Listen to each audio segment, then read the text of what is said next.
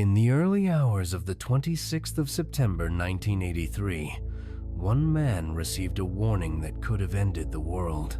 Within minutes, he had to make a decision: follow orders or trust his own judgment. His name was Stanislav Petrov. This is a story that almost changed human history. In 1983, the Cold War was at one of its most dangerous points. Tensions between the United States and the Soviet Union were extremely high. Every movement, every signal, every mistake could be interpreted as the beginning of an attack. Both superpowers relied on nuclear early warning systems operating around the clock. The logic was simple and terrifying. If an attack was detected, retaliation had to be immediate. There was no room for hesitation and no room for error. Stanislav Petrov was a lieutenant colonel in the Soviet Air Defense Forces. An engineer by training, he worked at a secret early warning command center known as Serpukhov 1-5. His responsibility was clear: to monitor satellite systems designed to detect nuclear missile launches from the United States. That night, Petrov was on duty. Shortly after midnight, the system triggered its highest level alert. According to Soviet satellites, a nuclear missile had been launched from the United States. Seconds later, more alerts followed.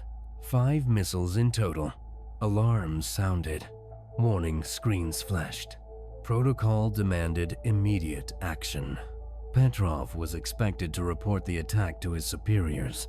Soviet leadership would then have only minutes to decide whether to launch a nuclear counterstrike.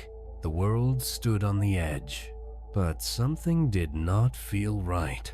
Petrov analyzed the situation carefully. 5 missiles seemed unusual. A real first strike would likely involve hundreds. Ground-based radar systems showed no confirmation, and the satellite system itself was new, unproven, imperfect. Under immense pressure, Petrov made a decision. He reported the alert as a false alarm, and he broke protocol. Minutes passed. Nothing happened. No explosions. No confirmations. Later investigations revealed the cause.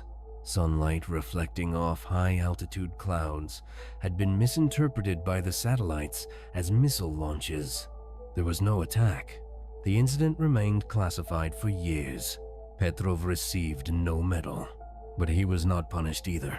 Acknowledging the mistake would have exposed serious flaws in the Soviet defense system. Petrov was quietly reassigned.